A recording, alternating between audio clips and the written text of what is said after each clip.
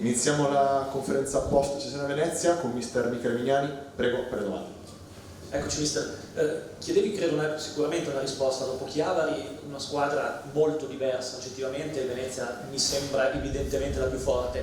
Ti chiedo come l'hai vista, nel senso ci sono stati due momenti della partita, la prima occasione l'avete avuta voi, importante con Cerri, poi regalate la punizione, nel secondo tempo avete avuto un buon approccio e due grandissime occasioni per aprirla e al primo tiro ancora una volta prendete gol. È la facilità con cui prendete gol che in questo momento ti fa più arrabbiare? Ma è difficile venire qua in sala stampa e raccontare una partita che è finita 4-0 contro una squadra fortissima che probabilmente, e dico quasi sicuramente, andrà in Serie A, però ha preso in corso una punizione senza aver concesso molto fino all'1-0, dove è vero che abbiamo concesso poi questo su palla, ma era la partita che dovevamo preparare. Su una ripartenza, su un paio di ripartenze siamo stati pericolosi, perché la prima ha fatto un grande intervento il difensore centrale, la seconda Cerri ha fatto un colpo di testa dove il portiere è stato molto bravo, e se il primo tempo finisce 1-0 secondo me diventa un'altra partita. Invece la situazione dove sono a tre quarti loro, vicino alla di rigore loro, prendiamo palla, prendiamo la ripartenza e prendiamo il gol del 2-0, diventa difficile. Nonostante ciò, dal mio punto di vista, la squadra è tornata in campo credendo ancora di poter riprendere la partita contro, ripeto, una squadra forte sotto tutti gli aspetti, e nel momento in cui crei i presupposti per provare ad accorciare, a rimetterti in partita, prendi il terzo gol e il quarto nel recupero. Quindi mi viene anche difficile venire a raccontare qua qualcosa di diverso, perché il risultato è rotondo, ma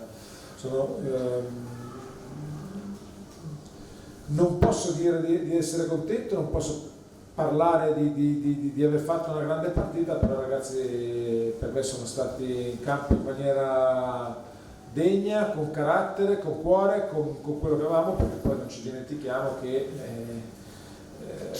siamo in un momento in cui ci mancano alternative, facciamo giocare giocatori che probabilmente non sono al 100% della condizione, e se metto tutto quanto insieme faccio considerazioni.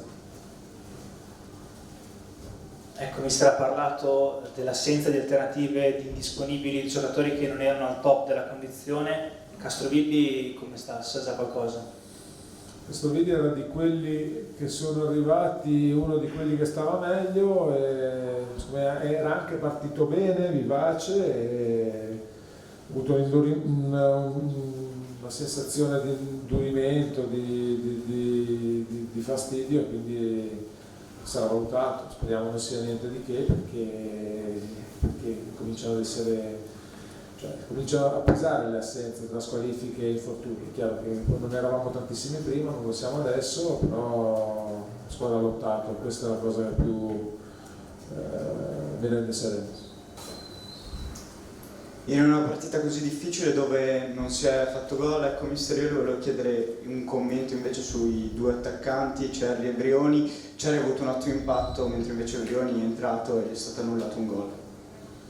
Ma io penso che Cerri abbia fatto quello che poteva fare oggi, una grandissima partita, ha dato un segnale importante ai compagni, si è portato in certi momenti la squadra sulle spalle, ed è un ragazzo che non fa una partita faceva una partita intera da 6 mesi, gli ho chiesto un sacrificio enorme, ho pensato, ho parlato con lui prima della gara per capire se potevo chiedergli il sacrificio di giocare dall'inizio e provare a tenerlo in campo fino a quando avesse avuto forze, lo ha fatto fino alla fine, lo ringrazio per la disponibilità. Brioni è un altro che è arrivato qui dove comunque si allenava, ma non si allenava con una squadra, quindi è chiaro che anche lui, ma la preoccupazione più grossa è che succeda quello che è successo a Castrovilli, cioè che magari nel tenerli in campo possano fermarsi dai problemi muscolari. Anche Brioni, siccome è entrato, si vede che sono ragazzi che ci daranno sicuramente una mano, bisogna dargli il tempo di crescere fisicamente, anche se Cerri per me ha fatto il primo è entrato molto bene,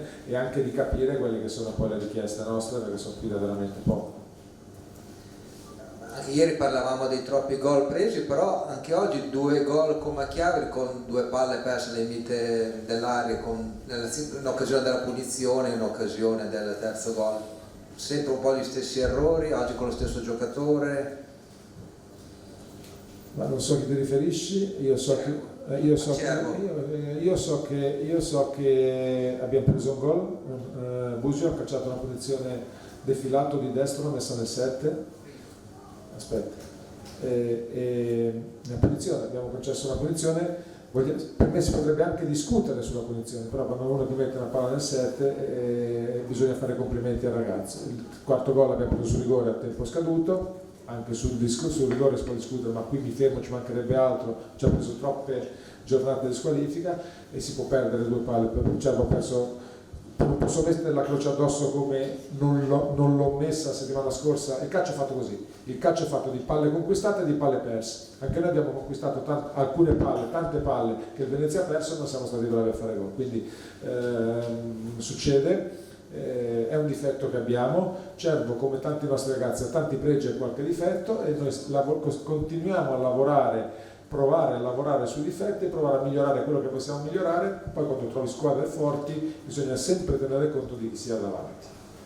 È chiaramente, mister, un momento particolare, difficile, su questo non c'è dubbio, i risultati non mentono, poi alcuni meritati, altri meritati, alcuni troppo larghi, altri meno, eccetera. Ti chiedo, dalla tua esperienza, che comunque sei un uomo anche, mi sembra, lucido solitamente, ecco, come si può entrare a lavorare nella testa dei giocatori, cioè più da psicologo che da allenatore, cosa si dice in questi casi? Nel momento in cui vedrò una squadra che non segue, che non si aiuta, che non combatte, che non lotta, che è allo sbando, mi preoccuperò. Io credo che nella tua premessa hai messo alcune partite dove la squadra strameritava di fare il risultato,